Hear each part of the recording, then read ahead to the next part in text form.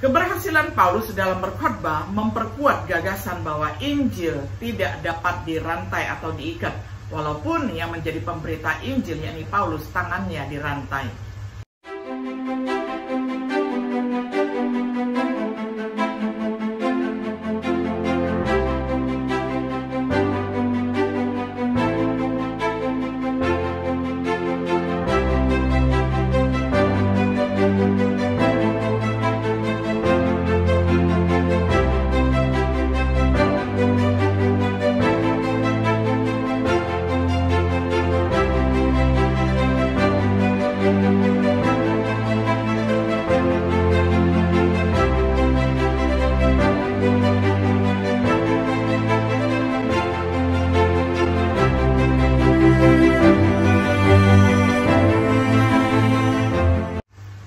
Shalom sahabat Biblika yang dikasihi oleh Tuhan.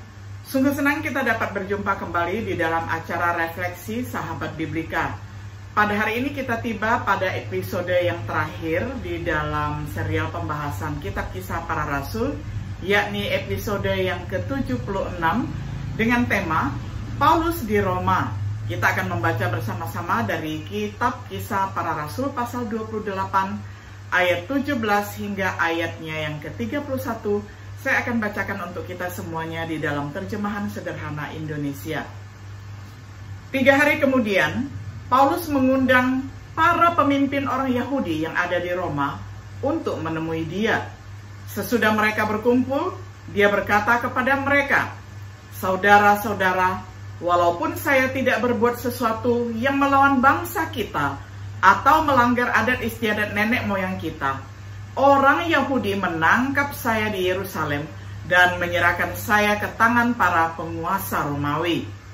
Ketika pejabat-pejabat kerajaan Romawi setempat memeriksa saya, mereka hendak membebaskan saya karena tidak menemukan kesalahan apapun pada diri saya yang membuat saya pantas dihukum mati. Tetapi orang Yahudi sangat menentang kalau saya dibebaskan. Karena itu, saya terpaksa memohon supaya perkara saya diajukan kepada Raja tertinggi Romawi. Tetapi saya tidak bermaksud menyalahkan bangsa saya sendiri. Itulah sebabnya saya minta bertemu dan berbicara dengan kalian. Karena sebenarnya saya dirantai seperti ini justru karena keyakinan saya akan semua janji Allah kepada nenek moyang kita orang Yahudi." Lalu mereka menjawab, "Kami belum menerima surat dari provinsi Yudea tentang kamu. Juga belum ada orang Yahudi dari sana yang datang membawa berita atau menceritakan hal buruk tentang kamu. Tetapi kami ingin mendengar langsung darimu tentang keyakinanmu itu, karena kami tahu bahwa di mana-mana orang berbicara menentang aliranmu itu." Lalu mereka menentukan waktu untuk bertemu lagi dengan Paulus. Dan pada hari yang ditetapkan itu, lebih banyak orang yang datang berkumpul di rumah tempat dia menginap. Dari pagi sampai malam, Paulus menjelaskan dan bersaksi kepada mereka tentang kerajaan Allah. Dia juga berusaha meyakinkan mereka untuk percaya kepada Yesus dengan menggunakan ayat-ayat dari hukum Taurat dan tulisan para nabi. Ada dari antara mereka yang menjadi percaya karena penjelasan Paulus, tetapi ada juga yang tidak percaya. Maka mereka saling berdebat dan mulai meninggalkan rumah itu sesudah Paulus berkata, "Memang tepat sekali apa yang dikatakan oleh Roh Kudus melalui Nabi Yesaya kepada nenek moyang kita. Tuhan berkata, pergilah kepada bangsamu yang keras kepala itu, dan sampaikanlah berita ini. Biarpun kalian terus-menerus diajar, kalian tidak akan mengerti. Dan biarpun kalian terus melihat keajaiban, kalian tidak akan menyadari apa yang terjadi. Karena bangsa ini sudah menjadi keras kepala, telinga mereka hampir tidak bisa mendengar, dan mereka sudah menutupi mata mereka sehingga tidak bisa melihat apa yang benar. Kalau tidak demikian, mungkin mereka bisa melihat dan memperhatikan apa yang aku kerjakan, sehingga ajaranku dimengerti sampai meresap ke dalam hati mereka. Dengan begitu, mereka bisa bertobat dan kembali kepadaku. Dan oleh karena belas kasihanku, aku tetap bersedia menyembuhkan mereka." Jadi saudara-saudara, Karena kalian orang Yahudi tidak mau mendengarkan berita keselamatan dari Allah, maka kalian harus tahu bahwa sekarang Allah sudah mengirim berita itu kepada bangsa-bangsa yang bukan Yahudi, dan mereka pun menerimanya. Sesudah Paulus berkata demikian, orang-orang Yahudi itu pun bubar sambil masih terus berdebat sengit karena saling berbeda pendapat. Selama 2 tahun penuh Paulus tinggal di rumah yang dia sewa sendiri, dan dia menerima semua orang yang datang untuk mengunjunginya. Dengan penuh keberanian dan tanpa halangan dari siapapun, Paulus terus memberitakan tentang kerajaan Allah dan penguasa kita Yesus Kristus. Sampai sedemikian jauh pembacaan firman Tuhan dari Kisah Para Rasul pasal 28 ayat 17 hingga ayatnya yang ke-31. Sahabat Biblika yang dikasihi oleh Tuhan, setelah perjalanannya yang menentukan, Paulus dan rekan-rekannya tiba di Roma, di mana dia segera ditempatkan di bawah tahanan rumah, menunggu 2 tahun untuk mengajukan bandingnya di hadapan Kaisar. Namun Paulus tidak menganggur selama waktu ini. Dia bertemu dengan para pemimpin Yahudi di Roma. Dia menerima banyak pengunjung. Dia kemungkinan menulis beberapa surat. Memang itu adalah waktu yang bermanfaat bagi Rasul Paulus. Hal itu terbukti ketika kita membaca kata-kata terakhir Lukas dalam kisahnya tentang Kisah Para Rasul. Dimulai dengan yang pertama, pertemuannya dengan pemimpin Yahudi. Pertemuan pertama, Paulus memanggil para pemimpin orang Yahudi di Roma. Dia menjelaskan mengapa dia ada di sana dan alasan bandingnya. Dia tidak melakukan apapun terhadap orang Yahudi atau kebiasaan mereka. Pejabat Romawi ingin membiarkan dia pergi, tetapi orang-orang Yahudi dari Yerusalem menentangnya, memaksanya untuk mengajukan banding ke Kaisar. Namun demi harapan orang Yahudi, dia diikat dengan rantai. Para pemimpin Yahudi ingin belajar lebih banyak, karena mereka tidak menerima surat atau mendengar sesuatu yang jahat dari Paulus.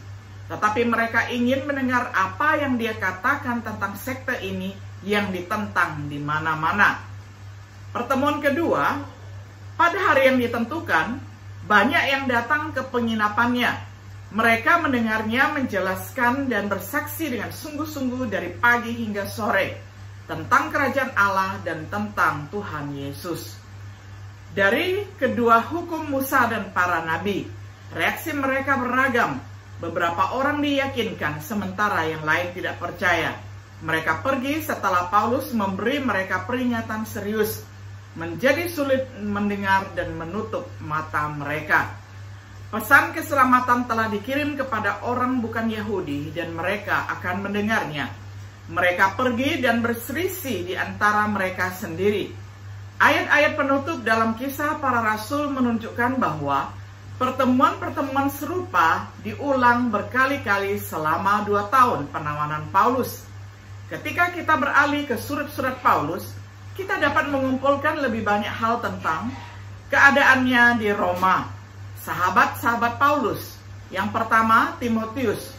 Timotius adalah murid muda yang Paulus bina dalam perjalanan misinya yang kedua dan bergabung dengan Paulus dalam beberapa surat yang ditulis dari Roma. Orang yang diutus ke Filipi atas nama Paulus. Yang kedua, Epafras adalah orang yang kunjungannya ke Paulus mendorong penulisan surat Kolose. Orang yang Paulus kirimkan salam kepada saudara-saudaranya yang terkasih di Kolose. Orang yang digambarkan sebagai rekan sepenjara Paulus. Onesimus dan Tychicus. Onesimus, budak pelarian yang bertobat kepada Yesus Kristus yang dikirim bersama dengan surat kepada tuannya Filemon. Onesimus juga menemani Tychicus yang membawa surat ke Kolose. Keempat, Tychicus yang berasal dari Asia dan pembawa surat kepada jemaat Efesus.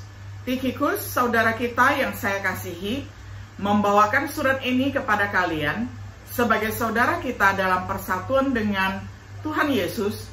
Dia melayani Tuhan dengan sangat setia. Saya juga mengutus dia untuk menyampaikan berita tentang keadaan dan pelayanan saya, supaya kalian bisa mengetahui situasi kami dan supaya dia menguatkan hati kalian. Efesus 6 ayat 21. Yang kelima adalah Markus bersama juga Aristarkus, Demas, Lukas, Yesus yang disebut Justus, dan Filemon. Markus juga dikenal sebagai Yohanes Markus, sepupu Barnabas. Sebagaimana tercatat di dalam Kolose 4 ayat 10, Markus, saudara sepupu Barnabas, juga menyampaikan salam. Saya sudah mengirim berita kepada kalian tentang Markus. Kalau dia datang, saya harap kalian menerimanya dengan baik. Yang keenam, Aristarkus, rekan sepenjara Paulus. Lalu timbullah huru-hara di seluruh kota, dan kedua teman Paulus dari Makedonia, yaitu Gaius dan Aristarkus, ditangkap dan diseret beramai-ramai memasuki stadion. 7. Demas yang kemudian meninggalkan Paulus. Dicatat di dalam 2 Timotius 4 ayat 10, karena Demas yang terlalu mencintai dunia ini sudah meninggalkan saya dan pergi ke Tesalonika. 8. Lukas, dokter terkasih yang sering bepergian dengan Paulus dan menemaninya dalam perjalanannya ke Roma. Dr. Lukas yang kita kasihi dan Demas juga mengirim salam kepada kalian. Kolose 4 ayat 14. 9. Yesus yang juga disebut Justus, rekan sekerja dengan Paulus. Justus yang juga bernama Yesus mengirim salam kepada kalian. Hanya mereka bertigalah rekan pelayanan saya yang juga orang Yahudi. Mereka sudah bekerja keras hingga semakin banyak orang menjadi warga kerajaan Allah. Betapa terhiburnya saya karena mereka. Kolose 4 ayat 11. Ke-10, Epafroditus, orang yang membawa bantuan kepada Paulus dari Filipi. Semua keperluan saya sudah terpenuhi, bahkan berlebih, karena Epafroditus sudah mengantarkan bantuan kalian kepada saya. Bagi Allah, pemberian kalian itu merupakan suatu persembahan yang harum. Dia sudah menerima persembahan itu dan berkenan atasnya. Filipi 4 ayat 18. Orang yang menjadi pembawa surat kepada jemaat Filipi. Teman-temannya tidak diragukan lagi merupakan sumber penghiburan bagi Paulus dan memungkinkan dia untuk melakukan banyak hal baik saat dipenjarakan di Roma. Khotbah Paulus. Paulus melanjutkan khotbah meskipun tangannya dirantai.